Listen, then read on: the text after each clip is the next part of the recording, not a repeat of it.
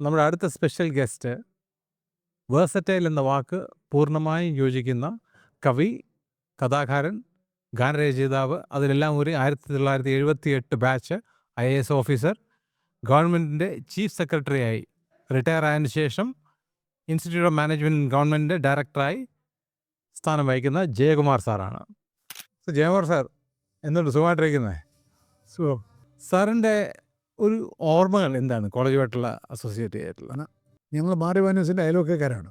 അതാണ് അതിൻ്റെ മാറി വാന്യൂസ് അല്ലാതെ വേറൊരു കോളേജിൽ പോയി പഠിക്കുക എന്നുള്ളത് നമ്മൾ ചിന്തിച്ചിട്ടേ ഇല്ല. 2 വർഷം പ്രീ ഡിഗ്രി, 3 വർഷം BSc കഴിഞ്ഞിട്ട് 68 കയറിയിട്ട് 72 ഇറങ്ങുന്ന സമയത്ത് ഇപ്പം ഞാൻ തിരിഞ്ഞു നോക്കുമ്പോൾ ആ 5 വർഷം കൊണ്ട് എനിക്ക് ഈ കോളേജ് എന്ത് തന്നു എന്നുള്ളത് it cannot be recorded, it cannot be comprehended. അതൊരു ഇൻടാൻജിബിൾ ആയിട്ടുള്ള എന്തൊക്കെയോ തന്നിരിക്കുകയാണ്. എനിക്ക് തോന്നുന്നത് ഈ കോളേജിന് തന്നെ ഒരു ഈത്തോസ് ഉണ്ട്, ഒരു institutional ethos which cannot be negotiated. ഒരു നോൺ നെഗോഷ്യബിൾ ഈത്തോസ് ഉണ്ട്. ഇപ്പം കൂടെ ബഹളങ്ങളും ഒക്കെ ഉണ്ടാവും, അപ്സ് ആൻഡ് ഡൗൺസ് ഒക്കെ ഉണ്ടെങ്കിലും there is an inner core of an institution, ഒരു inner core values which cannot be negotiated. അത് നോൺ നെഗോഷ്യബിൾ ഇന്നർ കോറാണ്. പിന്നെ അധ്യാപകർ നമുക്ക് തരുന്ന ഒരു സ്നേഹം, നമ്മളായിട്ട് അംഗീകരിക്കാനുള്ളൊരു കഴിവ്. പള്ളിക്കരച്ചനൊക്കെ ഇഷ്ടം പോലെ നമ്മൾ വഴക്ക് പറയുകയൊക്കെ ചെയ്യും. പക്ഷേ നമുക്കൊരു ആവശ്യം വരുമ്പോൾ നമുക്കൊരു സർട്ടിഫിക്കറ്റ് വേണമെങ്കിൽ he will give N excellent certificate. പക്ഷേ ആരെയും ദ്രോഹിക്കില്ല.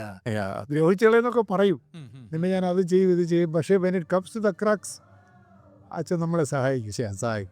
അത് നമുക്ക് തരുന്നൊരു ബാധ്യതയുണ്ടല്ലോ. നമ്മൾ എത്ര തല്ലിപ്പൊളിയിരുന്നാലും അച്ഛൻ നമ്മളെ വിട്ടില്ലല്ലോ.